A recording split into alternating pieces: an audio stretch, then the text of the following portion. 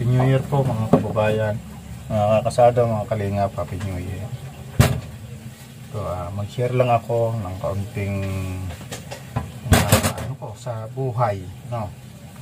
Share lang ako sa inyo kung ano ang buhay ko noon at buhay ko ngayon, no? Nung mga panahong maliliit pa yung anak ko, umpisahan ko na doon sa umpisa ako noon, mabrika, maliliit yung mga anak ko, may anak, nagpamilya ako. Noon talaga ang hirap, no, sa pabrika, talagang namabrika ako noon. Tapos hanggang sa naging 3 nga yung anak ko, pero hindi ako tumigil, no, kasi kailanman hindi ako naging tamad. Talaga yan yung isa sa dahilan kung bakit ngayon meron tayo na ganito yung pangarap natin, unti-unting natutupad dahil yan sa sipag. Kaya huwag po tayo maging tamad. Yung mga panahong wala talaga kami, hirap ako sa buhay nun talaga, hirap na hirap, talagang pagod, grabe sakripisyo, namamabrika ka, kung sa ano, down na down, no, wala talaga.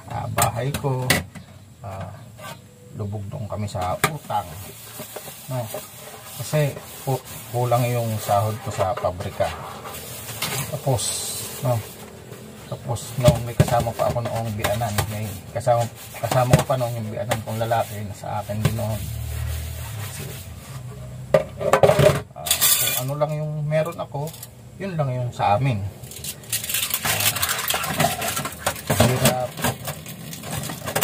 Mahirap talagang isang maging mahirap, pero dapat nagsisikap.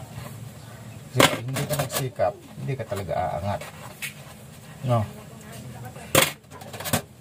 Noon talaga asawa ko halos umiiyak, mga payat sila noon, kasi sa problema, kung sa ano, tabak ang problema. Halos ang asawa ko noon hindi na makalabas ng bahay kasi baon nga kami sa utang, kung saan kami noon may utang.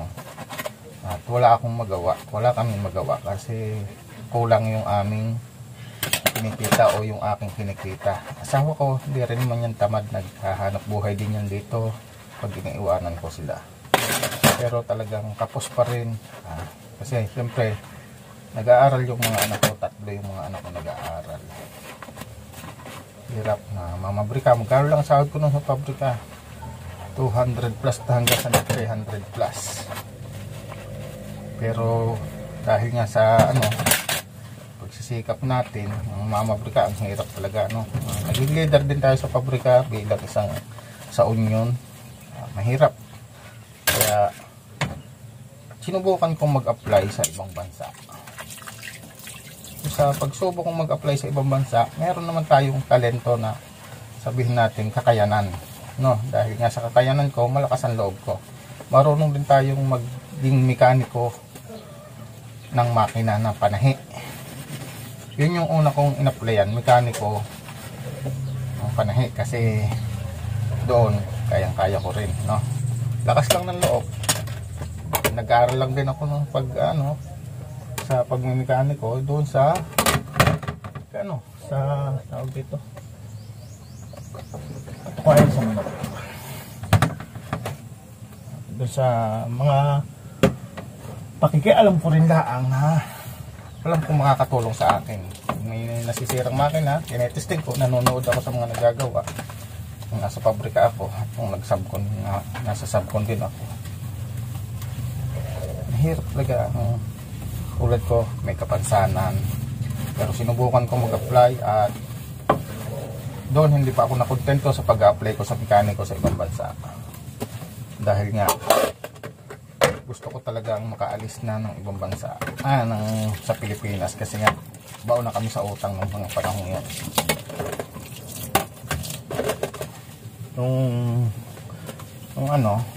Nag-apply naman ako ng cut and sew. Apply ako cut and sew. Apply ako. Nagtanggap ako at doon sa pagiging cut and sew ko, may nakilala din akong isang agent. Sabi ko, sige, tulungan mo ako. Nagpatulong ako talaga. Tapos natanggap ako sa bansang Brunei. Doon sa bansang Brunei, natanggap na ako. Ayos, kompleto na ako sa medical. Kaalis ako. At naging usapan namin doon sa agent, bali yung placement fee ko, pag nandoon ako, saka ako babayaran yung placement fee. Ang placement fee po nung babayaran ay 900 Brunei dollar. Yun ay nagkakahalaga ng mahigit 100. Mahigit 100,000. Kasi 35 pang isang isang dolyar ng Brunei, 900, tama ba? Wala pala wala, lang pala yun, nasa 30,000 plus, 30,000 plus, mahigit pala yun, 30,000 plus ang babayaran ko. Pero pagdating doon sa ibang bansa, nandun ako sa ibang bansa, yung palang agent doon sa ibang bansa ay may sumalo sa akin din na isang agent. May agent pala ang kinuha, yung agency dito, may kumuha pala ng agent doon sa ibang bansa. Yun pala yun, kumuha. Ngayon, nung nandun ako, yung agent pala doon sa ibang bansa, yung sa Brunei, ay nakakuha na kagad. Pagdating ko pa lang, nung turnover ako doon sa aking amo, kumuha kagad siya ng pera doon sa amo ko ng 1,008 na doble. Ibig sabihin, yung bayad ko sa agency, nagbayad pa rin ako sa agent. Dalawa pala yung binayaran ko. Ang nangyari, wala na akong magawa.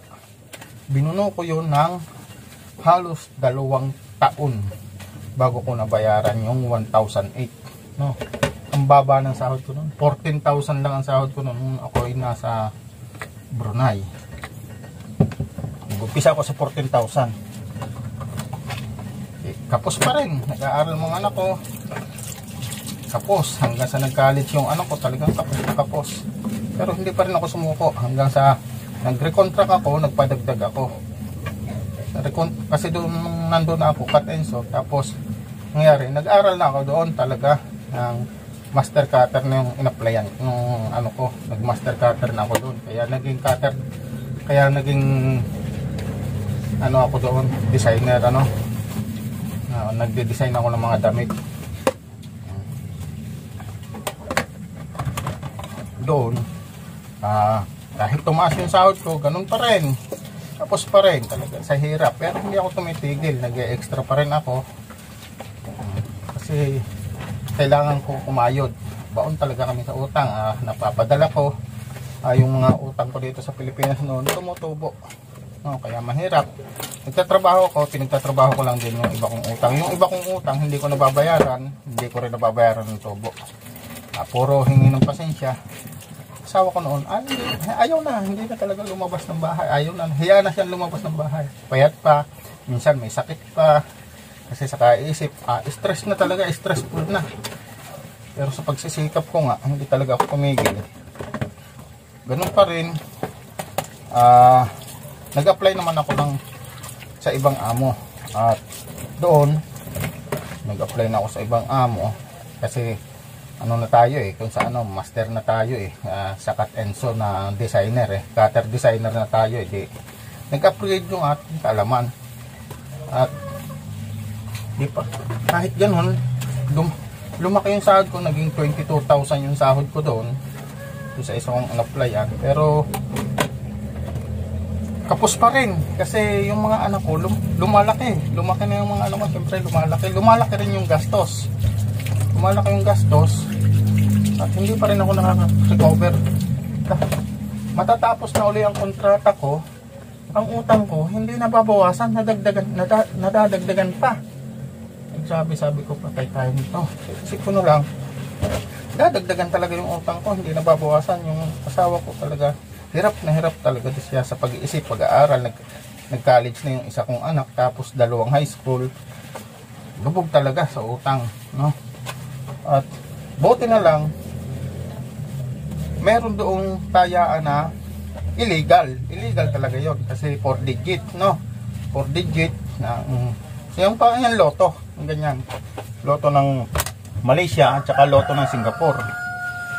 Doon nagbaka sakali akong tumaya. Dati naman tumataya na ako pa konti-konti, no? Kaya $1 tumataya ako sa ticket, $1. Tapos nung sakto na nanaginip ako ng numero. At doon sa panaginip kong ayun, yun na pala yung umpisa para ako ay makarecover doon sa napanaginipan kong ayun. Kaya sabi, bukod pala yung pagsasakripisyo mo dahil sa panaginip, makarecover ka. Kaya panaginip minsan, pangarap mo, talagang ganon. Kasama pala yun. Hindi lang pala pangarap at panaginip. Natupad. Tumama ako. Nung kailangan ng anak ko ng laptop.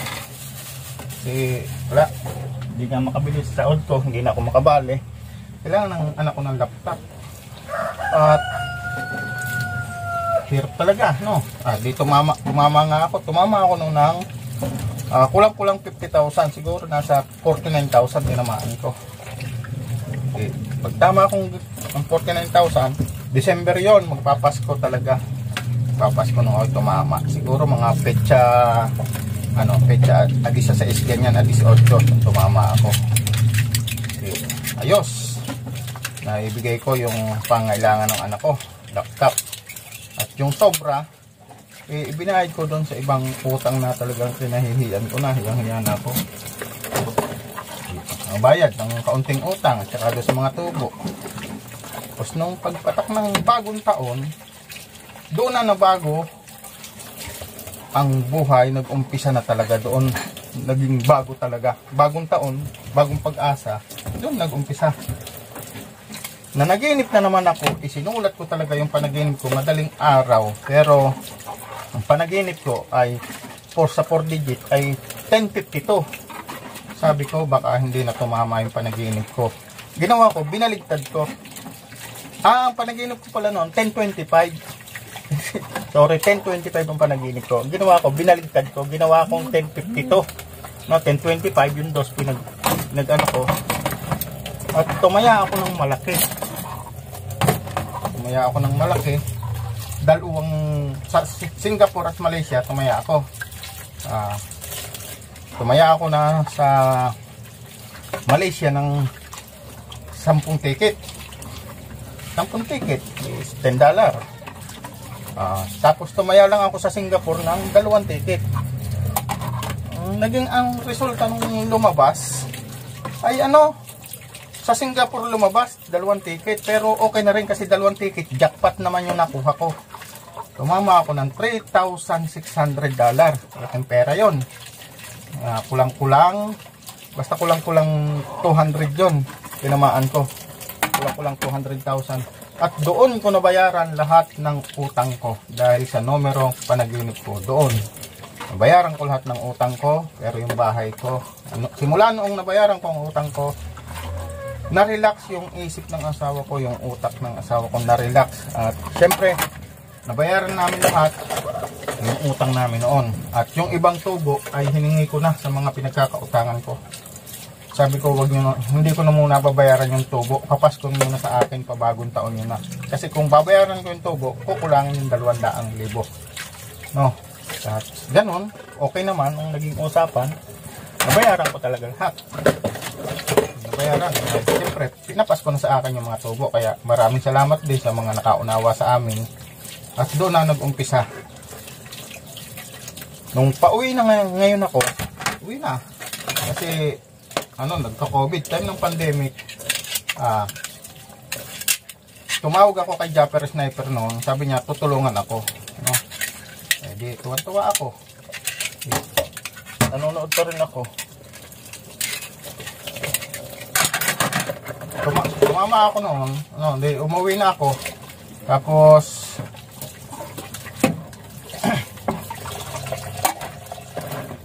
si Kuya Bal, nanonood na rin ako kay Kuya Bal. Nakita ko mga vlog ni Kuya Bal. No, nanonood ako kay Kuya Bal. At sabi ko, ayos ang content ni Kuya Bal, pagtulong. Doon ako nakaisip na tumulong. May napanood ngayon ako na nag-vlog, taga Cavite ata yun, vlog, Bingot, Sanggol. Sabi ko, gusto kong tulungan tong sanggol na to kasi kawawa naman, bingot siya, no? At doon, nagsulisit ako. Doon ako nag-umpisa sa pagtulong. Nagsulisit ako sa mga kababayan ko at ibang lahi. At nakalikom naman tayo ng pera. At 2 beses ko ginawa yun, pinadala ko doon sa bata. Hinahap ko yung contact kung paano kong padalhan. Pinadala ko doon. At ngayon nga, nung napadala ko, di ayos. Tinawagan ko ngayon si Kuya Bal. Kuya Bal, baka pwede akong pumunta dyan sa'yo. Sagot naman ni Kuya Bal, sige na, kailan? Ganyan. Ganyan si Kuya Bal magsagot. Pagka-uwi ko ng Pilipinas, July 2, June 2, umuwi ako ng Pilipinas June 2. Pandemic, panahon ng pandemic. Yun. Wala akong hinangad nung kundi makapunta kay Kuya Bal. No, wala akong hinangad kundi makapunta kay Kuya Bal. At nakapunta nga tayo kay Kuya Bal. Kasama pa natin noon si Kapeso at saka si KJ. Ayan. Nakapunta tayo. Isang linggo. Sabi ni Kuya Bal, ikaw, uwi na yung dalawa, no? Uwi na yung dalawa ni Kapeso at ni KJ. Ako, nagpaiwan ako. Kasi gusto kong maging kalingap partner. Gusto kong may mabago sa buhay ko. At yung ginawa ako ni Kuya Bal na kalingap partner. At doon, nag-umpisa, tsaga-tsaga ako. 2 buwan, hanggang sa balik-balik ako. Balik-balik ako. Kada 2 buwan, babalik ako doon kay Kuya Bal. Basta lang ako sumusulpot. Basta lang ako sumusulpot doon. Pero nagpapaalam naman ako. Yan, si Gabisera noon. Nagulat sa akin. Nag-thumbs up lang si Gabisera noon. Pero, bigla lang ako sumulpot. Yun, ayos. Pagsulpot ko, ayos. Doon, September, buwan ng September uli ako bumalik nun. September, uti-uti nang tumataas yung aking subscriber, revenue tumataas. At doon, ay nakaipon ako hanggang Pasko noon. Ilang buwan ako, no? November, December, maganda noon ang naging sahod ko sa YouTube. Wala pa noon akong Facebook. Maganda nung naging takbo ng YouTube ko noon. At doon, naipaayos ko yung aking bahay. Bahay ko noon, punit-punit. Kusina ko, punit-punit. At napaayos ko nga at nasubuan ko pa. No? Yun ay dahil sa tulong ni Kuya Bal. Kung hindi ako nakilala ng kalingap, wala ako ngayon na maayos matutulugan. No? Kaya napakalaking tulong po nang nagawa sa aking buhay ni Kuya Bal Santos Matubang. Utang ko po yan at hindi ko po makakalimutan na dyan po nakakuha po ako ng revenue at napaayos ko. At hanggang ngayon po ay nagtutuloy-tuloy kahit walang views, nagtutuloy-tuloy yung ating content. At dito na nga tayo naka-recover. Kaya masasabi kong napagtagumpayan ko, nalampasan ko lahat ng problema dahil napag-aaral ko yung aking mga anak, bagamat hindi lahat, yung isa kong anak ngayon ay nasa ibang bansa na. At yun yung tinatawag na napagtagumpayan ko na yung isa sa mga pangarap ko. Dahil lahat ng ginagawa ko ay para sa pamilya ko rin at para sa mga anak ko. No, masasabi kong nagtagumpay na ako. Pero malayo na narating ko, pero alam ko may ilalayo pa. Sa tulong nyo, sana tulungan nyo po ako. Huwag nyo po akong iwan, mga kababayan, mga kalingap. Sana hanggang sa susunod na mga i-upload kong video, sana subaybayan nyo, ma-share nyo, no? At hanggang sa muli, shoutout din pala sa mga nakag-alalay sa akin noon na mga sponsor. Alam ko, bagamat papalit-palit, maraming thank you talaga sa inyo kasi isa kayo sa dahilan kung bakit si Kasado ngayon ay nakatatayo na at meron pang matatakbo, no? Kaya maraming pong salamat sa inyo, no? Sa lahat-lahat ng mga tumulong, mga sponsor, hindi ko na po kayo banggitin, baka may malimutan pa ako kung sino-sino kayo, no? Baka magtampo pa kayo mga sponsor noon na umalalay sa akin.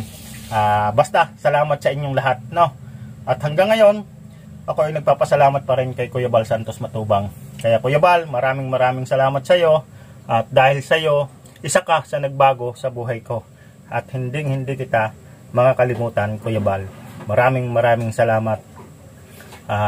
Ako ay nagpapasalamat talaga. Ito, bagong taon, bagong pag-asa na namang muli, at muli tayong nangangarap. No, dahil sa panaginip at dahil kay Kuya Bal, uti-uting nabago yung takbo ng buhay ko. Ngayon, isa na ako sa hindi na tinatawag na api. No, tayo ngayon ay nakapagbibigay ng saya. Bagamat sa Facebook may mga buzzer tayo, okay lang yon. Sa mga kapanood dito at sa hindi pa po nakapag-follow sa aking Facebook page, paki-follow po ako. Kasado Tayo Vlog din po ang aking Facebook page. Maraming salamat po sa lahat ng naging tulong niyo sa akin. Viewer, subscriber, sponsor, at syempre kay Kuya Bal Santos Matubang, at kay Ate Edna, kay Kalingap Rab. Maraming salamat sa inyo. At sana po happy tayong lahat ngayong New Year. Maraming salamat, and God bless us all po. Bye-bye. Love you po. Bawal maging tamad.